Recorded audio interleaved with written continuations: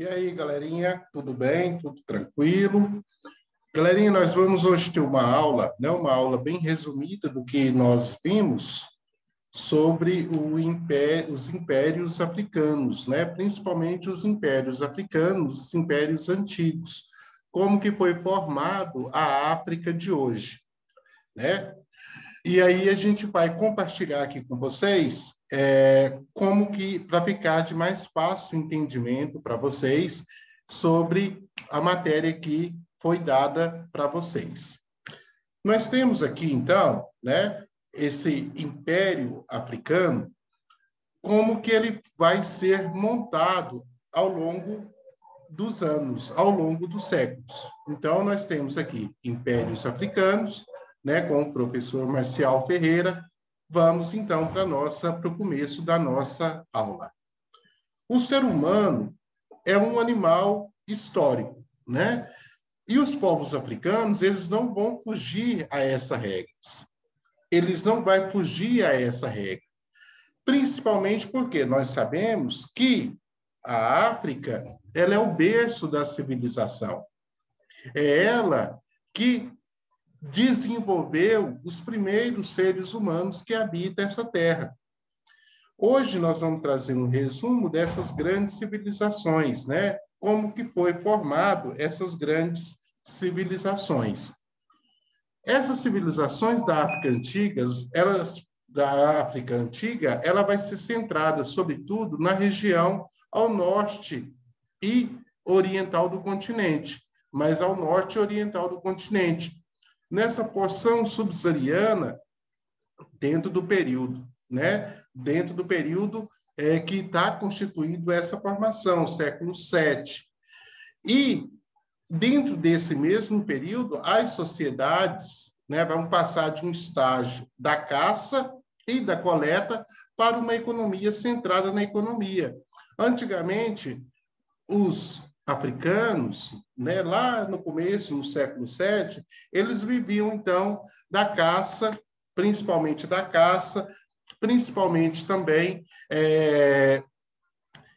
da coleta de todo o alimento que eles encontravam. Agora, não. Eles vão agora aprender a manusear, a plantar, né? Eles vão desenvolver o quê? A agricultura.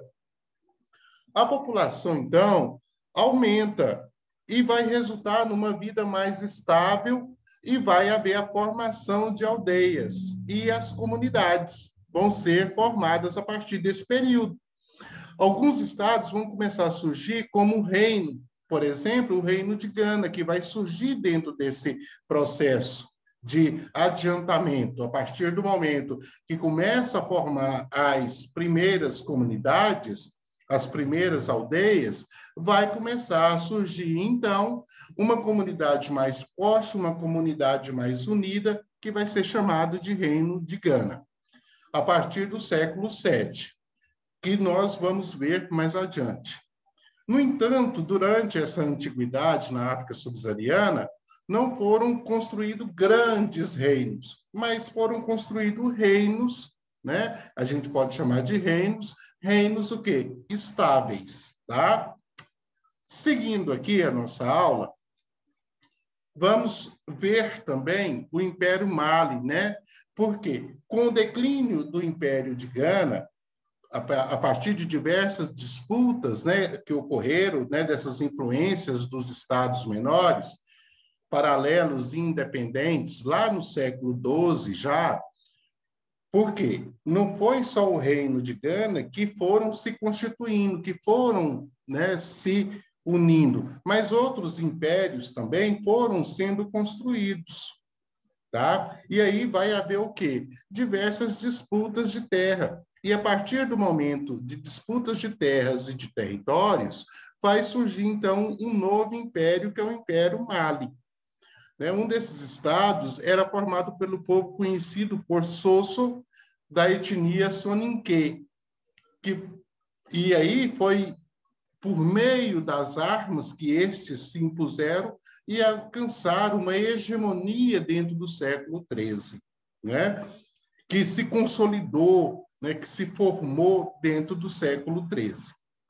O Império Mali, ele vai ser formado por povos presentes que estavam já nessa região, né, situada entre o rio Senegal e o rio Níger, tá?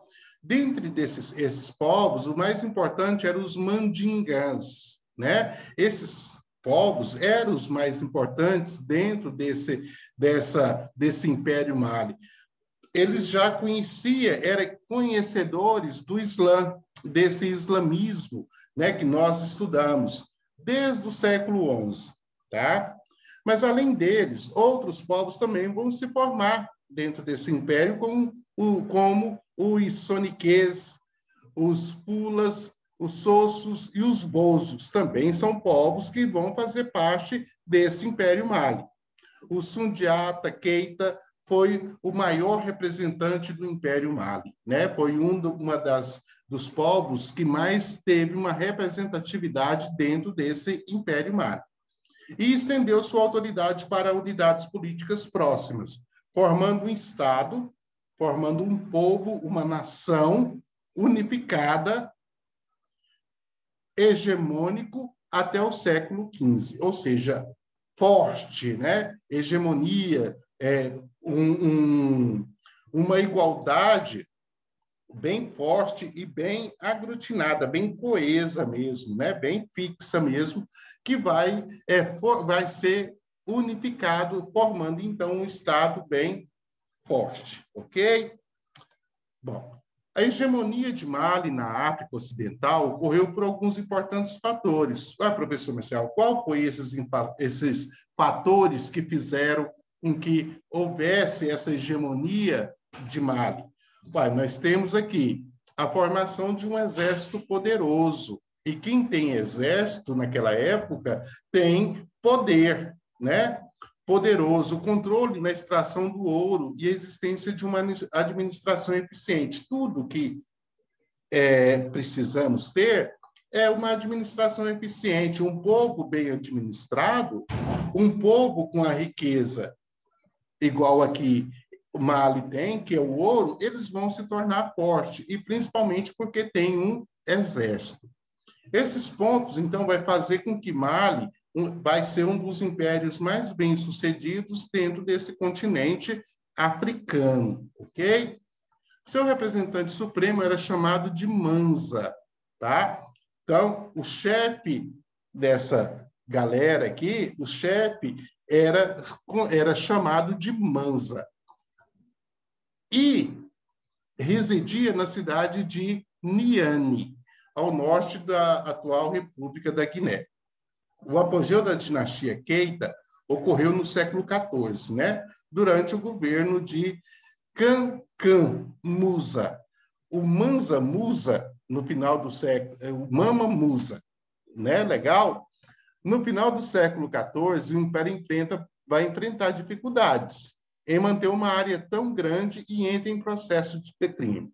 Ou seja, o reino de Mali, ele cresceu tanto que ele vai fugir do controle da administração do Mansa. Ele vai fugir desse controle. E aí vai haver o quê? Um declínio dentro desse território. Ou seja, antigamente era bem administrado. Enquanto estava sendo bem administrado, o império foi crescendo.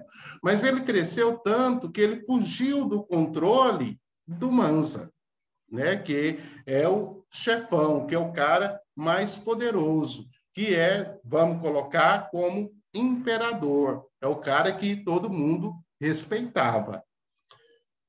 Vai haver, então, esse declínio. Vai surgir, então, o Império Songhai, que está relacionado com a cidade de Gao, que vai se localizar lá no Níger, né, no rio Níger.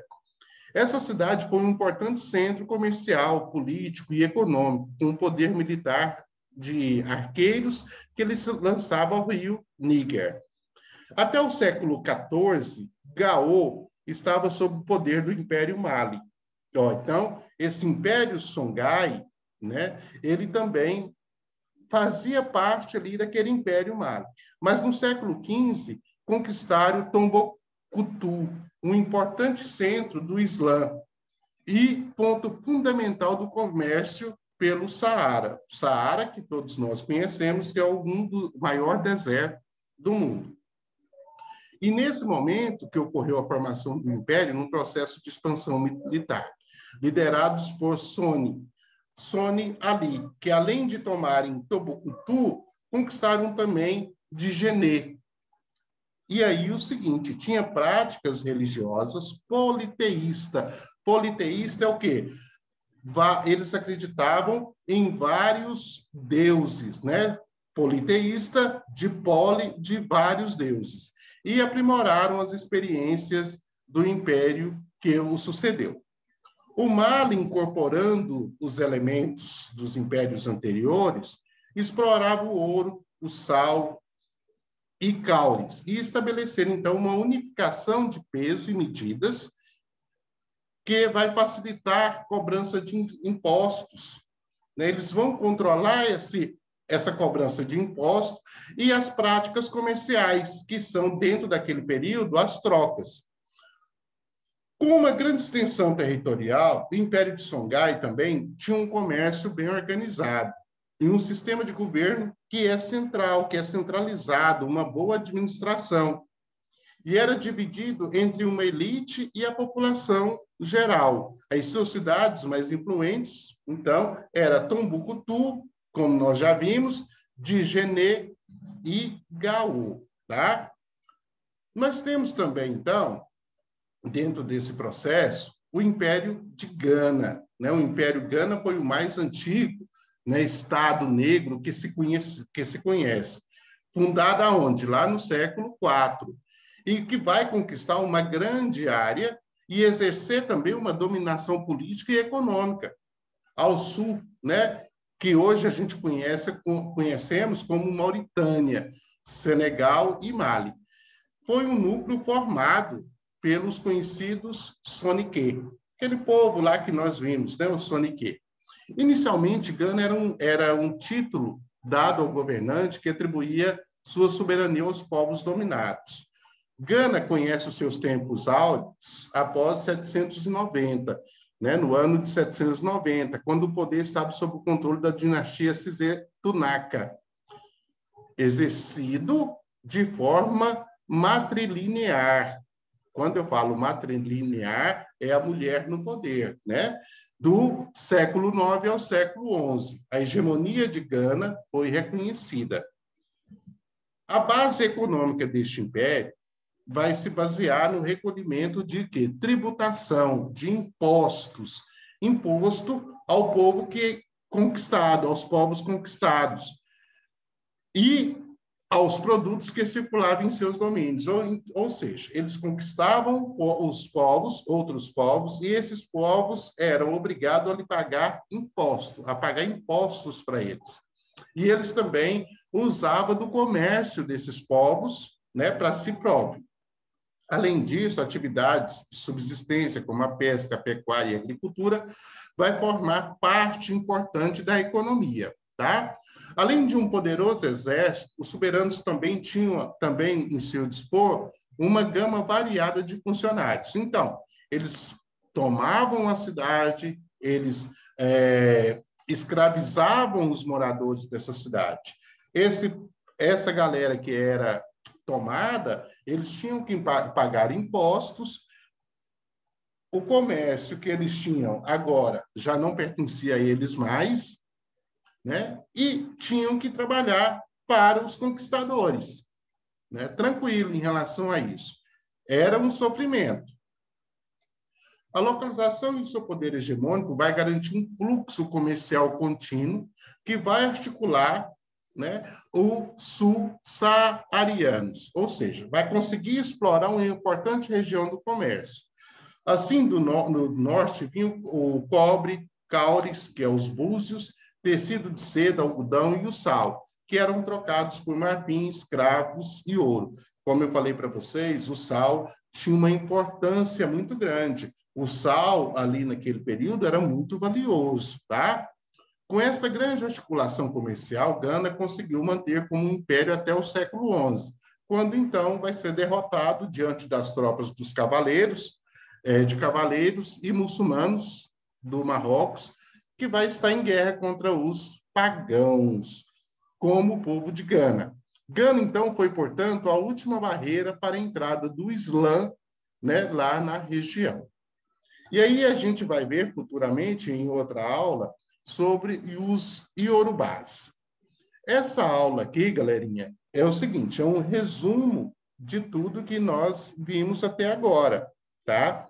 No livro de vocês, eu já expliquei isso aqui, né? Nas nossas aulas eu já expliquei isso aqui com maiores detalhes, e vocês também têm isso aqui na apostila de vocês, tá?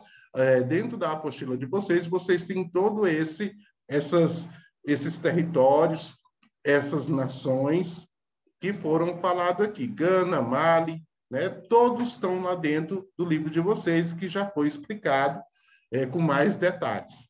Como eu falei, é uma aula resumo de tudo que nós vimos no decorrer da semana, tá ok?